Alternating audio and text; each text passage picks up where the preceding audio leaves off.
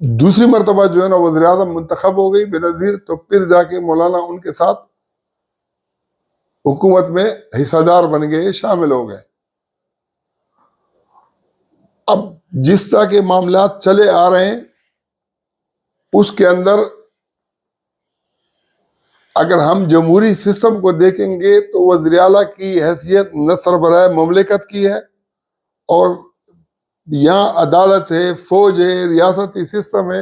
اگر کوئی وزیر اعظم بھی بنتا ہے تو وہ اختیار وزیر اعظم کے پاس نہیں ہوتا، پوری ریاستی مشینری ہے۔ تو وہ مذہب کو آپ جو اصل جہاں پر بات تھی وہاں تو آپ اٹھاتے نہیں ہو۔ حدیث کے اندر تو حضرت علی کے بارے میں آتا ہے کہ قرآن علی کے ساتھ ہے، اور علی قرآن کے ساتھ ہے، اور قرآن علی کے ساتھ ہے۔ یہ مولانا شاہ اسماعیل شہید جو دیوبندیوں کے دیوبندی مسلک ان کی طرف منسوب ہے، اور اہل حدیث بھی ان کی طرف منسوب ہے، وہاں پر جو ہے نا اس نے جو چیزیں لکھی ہیں اہل بیت کی احادیث کے حوالے سے، ان کی کتاب منصب امامت کے اندر، تو ان حدیث کو تو مسئلہ کی بنیاد پر تم فرقوں کی وجہ سے مانتے ہی نہیں ہو، ان کو کبھی ہائی لائٹ ہی نہیں کرتے ہو۔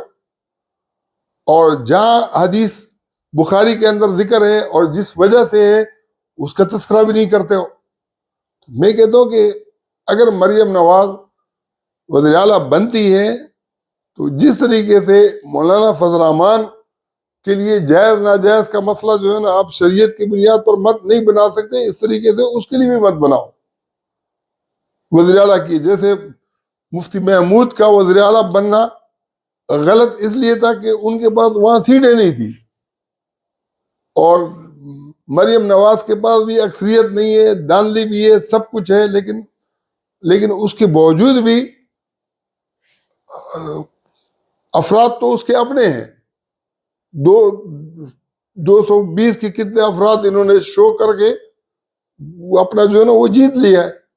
جمہوریت کو، وہ شریعت والے مسئلے کو اس پہ جو ہے نا شامل مت کرو۔ ایک سائڈ پر جمہوریت کو کفر قرار دیتے ہو۔ اگر جمہوریت کفر ہے تو جمہوریت کی بنیاد پر اگر مولانا بنتا ہے تو بھی کفر ہے، اگر بے نظیر بنتی ہے تو بھی کفر ہے، اگر نواز شریف بنتا ہے تو بھی کفر ہے، اگر مریم نواز بنتی ہے تو بھی کفر ہے، اگر فاطمہ جناح بنتی ہے تو بھی کفر ہے۔ لیکن ایک سائڈ پر جمہوریت کو کفر قرار دیتے ہو اور دوسری طرف پھر اس پہ تقسیم کرتے ہو کہ بھائی جو ہمارے بڑے ہیں چونکہ وہ اس کو وہ کرتے ہیں تو ہم اس کی وجہ سے اپنا فتویٰ ہی بدلتے ہیں، ویسے تو ہے کفر۔ یہ جو دو رنگی ہے، اس کو انشاءاللہ میں تفصیل سے جو ہے نا ایک ایک چیز کے اوپر بات کروں گا۔ سب کی قربانیاں بھی ہیں، جیسے ایٹم بم بنانے کے اندر سب کی قربانیاں تھی، بھٹو کی بھی قربانی تھی، جنرل ضیاء الحق کی بھی تھی، اس کے بعد بے نظیر بھٹو نے جو ہے نا باقاعدہ جو ہے نا میزائل سسٹم لا کے اس کو قابل عمل بنایا، نواز شریف کے دور میں دھماکے ہوئے، یہ سب اپنی اپنی جگہ پر۔ اس طریقے سے بے نظیر بھٹو نے ایران کے گیس پائپ لائن کی بات شروع کی، اس کے بعد پھر وہ معاملہ آگے بڑھا، پھر ہندوستان اسے پیچھے ہٹا۔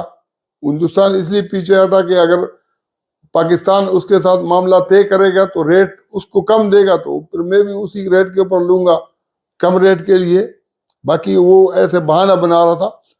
ابھی اللہ کے فضل سے یہ جو نگران حکومت تھی، انہوں نے اپنے دور کے اندر یہ فیصلہ پورا کر لیا کہ ایران سے ہم نے گوادر تک پائپ لائن بچھانا ہے، اور گوادر سے پھر جب کراچی آئے گا تو اس کے جو ثمرات ہیں، اسے پہلے زرداری نے یہ وہ کیا، زرداری کے بعد جو ہے نا جب نواز شریف کے دور میں تو اس پر کام نہیں ہوا، اور وہ تھریٹ ہوں گی ریاست کو بھی، ان کو بھی، تاجروں کو بھی۔ لیکن جب عمران خان کا دور آیا تو عمران خان نے پھر اس معاہدے کو پھر نیا کر دیا۔ یہ کریڈٹ تقریباً ابھی اگر نون لیگ کے دور کے اندر شہباز شریف کے دور میں ہو جائے تو یہ ایک تسلسل ہے۔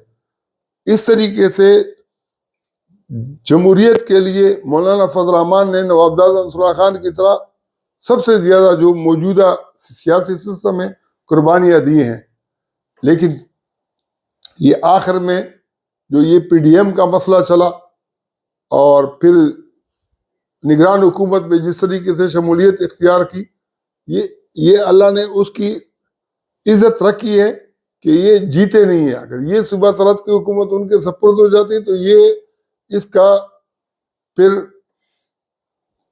یہ جمہوری نظام کے لیے اس کو یہ تیسری طلاق ہوتی.